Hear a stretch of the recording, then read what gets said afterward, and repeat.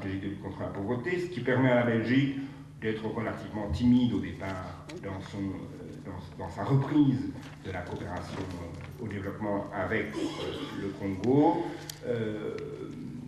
Malgré tout, cette timidité se renforce d'année en année. Et on voit quand même, depuis les 2 dernières années, que la Belgique s'ancre au niveau de sa coopération au développement maintenant fortement au Congo. Et j'espère, nous sommes beaucoup, je crois, à espérer que cette coopération, comme d'ailleurs le ministre des Affaires étrangères et même le Premier ministre l'a rappelé il y a encore une semaine, on espère que ce sera véritablement un axe stratégique de la coopération et développement belge et que dans les années qui viennent, on va pouvoir voir la Belgique peut-être réaffirmer encore un peu plus sa solidarité et surtout sa coopération avec des pays comme le Congo, le Rwanda, le Burundi, voire d'autres en Afrique.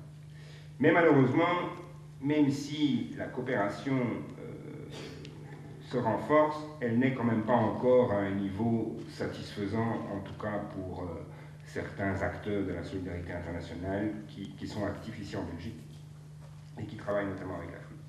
Alors, quels sont les 5 grands axes sur lesquels... Oui. Je vous interromps un instant parce qu'on était très strict pour le time des orateurs. Donc, est-ce que je peux vous demander de dire ces 5 points, alors brièvement? Merci. Tout à fait. Mais les 5 points, ce sont des points qui rentrent assez bien dans justement la fameuse déclaration du millénaire qui a été signée par 191 États en 2000 et qui s'engageait à réduire la pauvreté de moitié d'ici 2015 sur l'ensemble de la planète. Et vous savez qu'il y a 8 objectifs qui ont été définis pour mettre en place un plan de travail, un programme d'action qui permettrait de pouvoir atteindre cet objectif de réduction de moitié de la pauvreté d'ici 2015. Et donc, quels sont ces axes? C'est assez évidemment facile à pouvoir comprendre. C'est évidemment tout ce qui touche à la santé, tout ce qui touche à l'éducation, tout ce qui touche aux infrastructures locales, et donc de base, et donc ça va des districts en passant par toutes les structures, toutes les infrastructures en termes de routes, en termes de ports sur le fleuve, etc. Tout ce qui touche à la sécurité alimentaire, et il y a encore, alors que le Congo est un des pays les plus riches, un problème énorme de sécurité alimentaire au Congo, et donc c'est un axe qui est renforcé. Et tout ce qui touche évidemment à la consolidation de la société. Alors, ce sont parfois des grands mots. Il faudrait évidemment aller un peu dans le détail pour pouvoir voir qu'est-ce que la Belgique a aujourd'hui fait en matière de consolidation de la société congolaise. Il y a 2-3 exemples très éclairants. Le premier, c'est évidemment la démilitarisation des milices et donc l'accompagnement de tout le processus des accords de Sun City et donc du dialogue intercongolais. Mais ça ne se limite évidemment pas à ça, puisque on pourrait aussi imaginer que la consolidation de la société congolaise passe évidemment par une revendication que nous avons au niveau des acteurs de la solidarité internationale, qui est l'annulation de la dette. Et il y a eu un effort très important qui a été fait en 2004 par la Belgique au niveau de l'effacement de la dette bilatérale entre le Congo et la Belgique. Et que, évidemment, un allègement de dette donne des recettes, ou en tout cas des marges budgétaires au niveau du budget de l'État qui permettent de pouvoir conduire quelques politiques. Voilà, moi je veux bien m'arrêter là et puis qu'on engage le débat, tout à fait. Je crois qu'il y a vraiment beaucoup de choses à dire sur la manière dont aujourd'hui la Belgique reprend la coopération avec le Congo, d'autant plus que la coopération, évidemment, ne peut pas se départir, ou en tout cas se cloisonner dans son sens strict de coopération dans un pays où on sait tous très bien qu'il y a aujourd'hui des enjeux essentiels en matière de démocratisation, avec le processus électoral qui est en cours et qui doit permettre peut-être, d'ici mai 2006, d'avoir un gouvernement issu d'une élection démocratique libre et transparente. Voilà, je voudrais rectifier une petite chose. Je ne suis pas ici en tant que représentante de l'Espace Impulse, qui est l'association dont je suis fondatrice. Et je voudrais dire que je travaille au cabinet de Charles Piquet. Mon ami Bertin, je crois qu'il est parti, mais il n'a pas failli à sa réputation de toujours d'asséner des coups bas gratuitement, alors qu'on est ici pour construire et pas pour détruire. Voilà, je voulais quand même faire cette...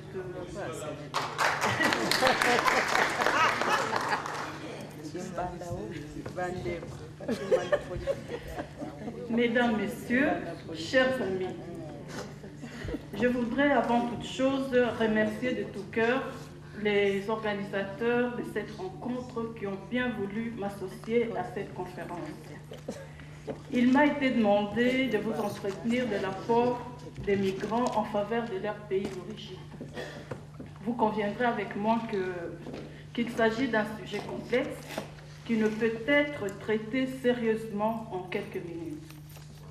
Les questionnements, les pistes à creuser, des points à approfondir demeurent nombreux. J'en appelle d'ores et déjà à votre indulgence pour des raisons que je viens d'énumérer.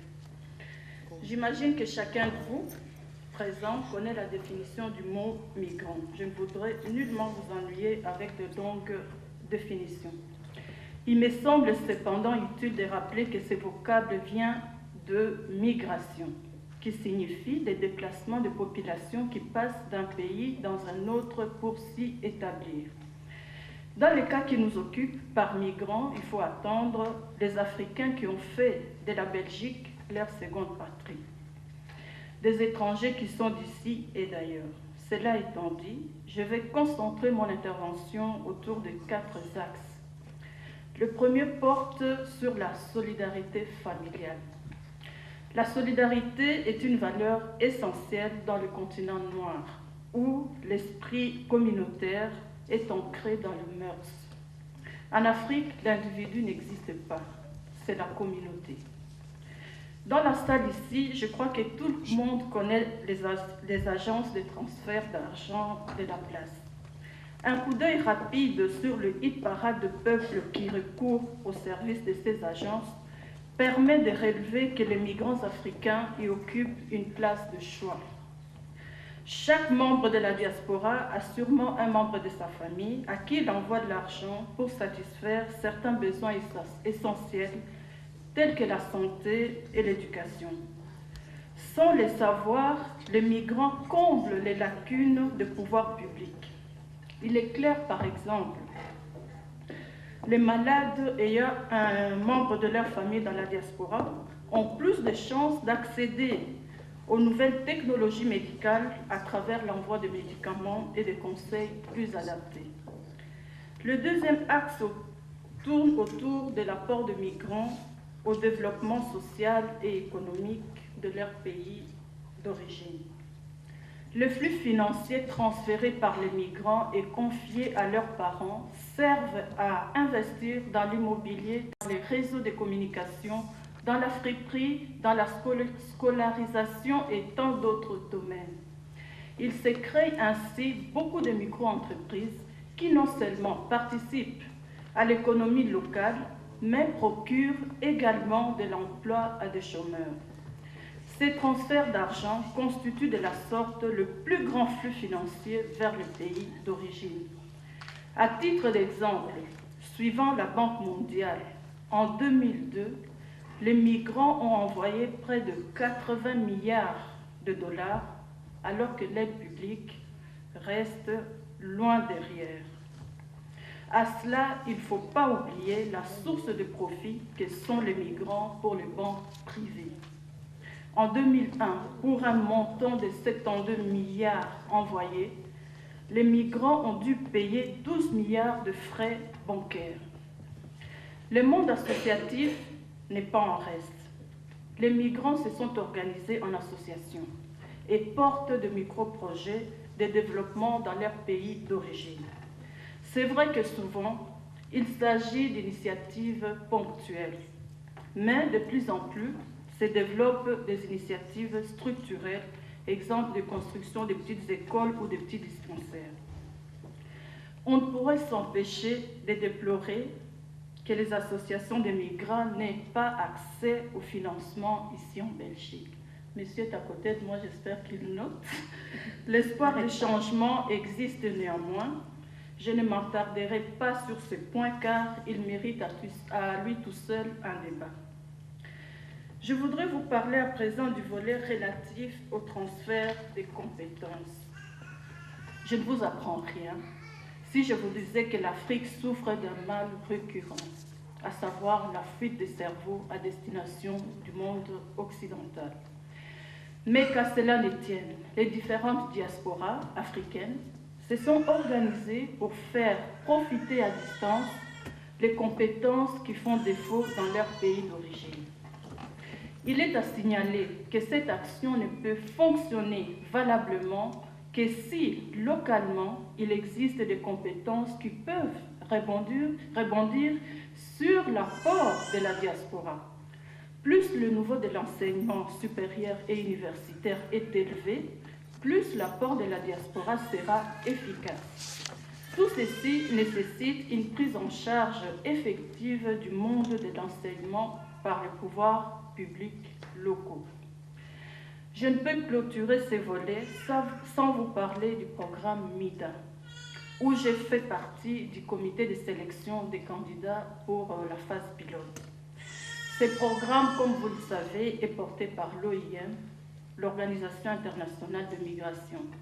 Il vise à contribuer au développement des pays des Grands Lacs à travers la mobilisation des ressources des communautés rwandaises, burundaises et congolaises. Le programme vise à développer des synergies potentielles entre le besoin du pays et les compétences des migrants africains.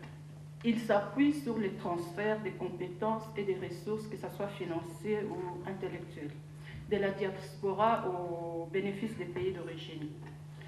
La mobilité des personnes et des ressources se traduit par des retours temporaires, de longue durée ou virtuels, mais toujours volontaires. Cette mobilité, effectivement, ne porte pas atteinte au statut légal de migrants dans leur pays d'accueil. Grâce notamment à ces programmes, la faculté de Polytechnique de l'UNIKIL, l'Université de Kinshasa, a pu résoudre son problème de manque d'enseignants en 2001. Aujourd'hui, ce programme est financé par la Belgique à travers la DGCD, Direction générale de la coopération au développement. Vous ne m'en voudrez pas si j'ai terminé par le volet qui a trait à l'apport des femmes migrantes en faveur de leur pays d'origine. Le sujet me tient particulièrement à cœur pour des raisons évidentes. Ces femmes travaillent énormément pour promouvoir la prévention des conflits, la réconciliation ethnique dans la région des Grands Lacs, la paix, la stabilité, la réhabilitation, le développement économique. C'est également un projet initié par l'OIM dans toujours le cadre de MIDA. Si je vous parle de l'apport des femmes migrantes au développement de leur pays d'origine, c'est pour vous rappeler l'importance de l'accès des jeunes filles à l'éducation. Elle favorise l'autonomie de ces femmes aussi par des programmes de microcrédit. Le temps qui m'est imparti m'a permis d'aborder quelques pistes par rapport au thème qui m'a été proposé. Tous ces aspects montrent qu'il y a sûrement une plus-value réelle ou potentielle des migrants en faveur de leur pays d'origine, même si tout n'est pas toujours parfait. La perfection est-elle de ce monde? Mon mot de la fin serait que la diaspora puisse se prendre en charge. Elle doit arracher ce qui lui revient de droit et arrêter de se faire comporter en un éternel assisté. L'heure est venue de nous unir j'ai la conviction que la diaspora ne deviendra visible que quand elle comprendra cette nécessaire unité.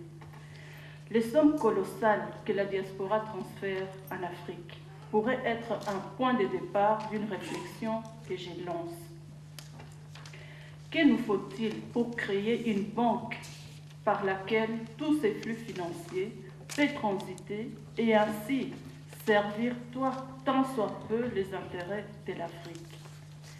Le plus long voyage commence toujours par un premier pas. C'est un adage chinois. Je vous remercie. En fait, ce que je propose de faire, si vous êtes d'accord, c'est de prendre quelques questions et puis répondre pour que pour que plus de personnes aient la parole. Alors, on va commencer comme ça. Monsieur tout devant ici qui lève son doigt. Voilà. Je suis Gabriel Maïlo, originaire de la République du Congo. En fait, je voulais d'abord saluer la bonne initiative de cette journée sur les coopératives au niveau des Grands Lacs. Personnellement, il me semble que vous avez un peu parlé des effets de l'échec de l'aide au développement depuis plusieurs années en RDC, au Rwanda ainsi qu'au Burundi, mais vous n'avez pas touché vraiment aux causes. Pourquoi?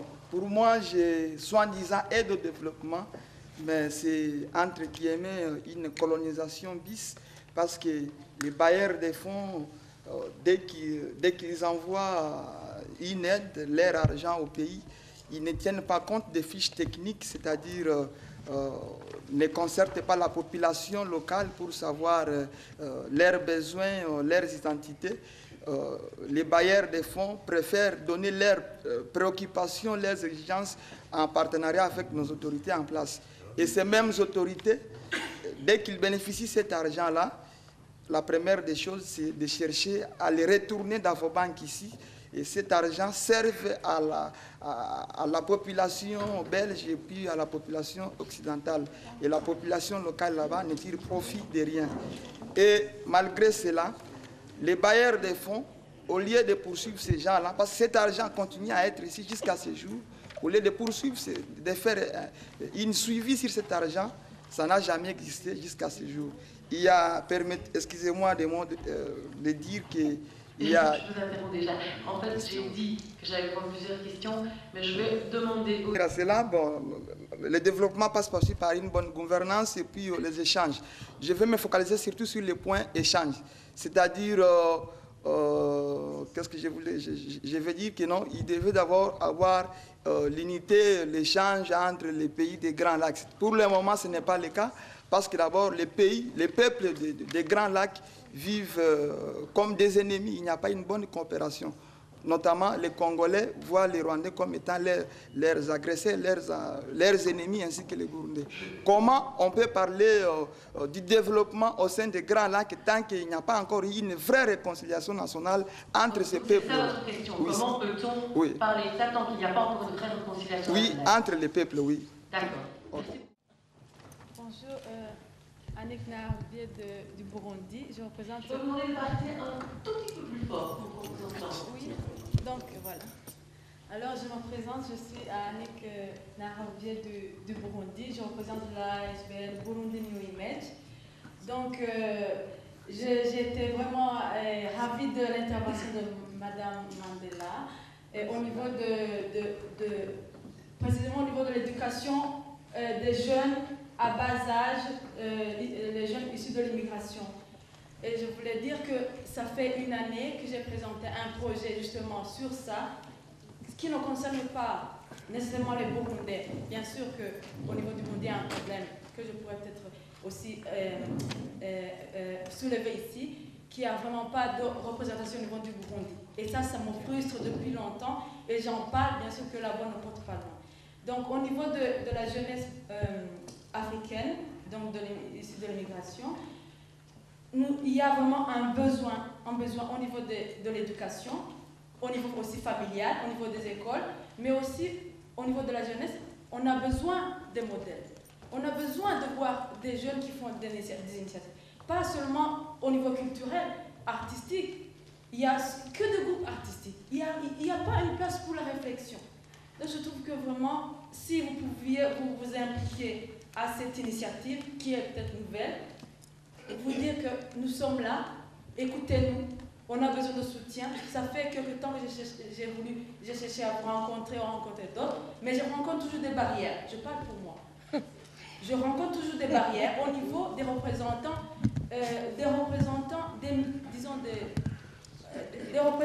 des élus en provenance de la communauté immigrée. C'est-à-dire qu'au niveau des autochtones, on nous reçoit. Mais les élus, donc nos élus, ne nous reçoivent pas. Excusez-moi, mais il y a vraiment des barrières. Je pense que vous devez tenir compte aussi des différents groupements de jeunes. Parce que la plupart, vous êtes jeunes. Bon, peut-être vous êtes arrivés plus loin. Mais la plupart, vous êtes jeunes. Je pense que c'est bien de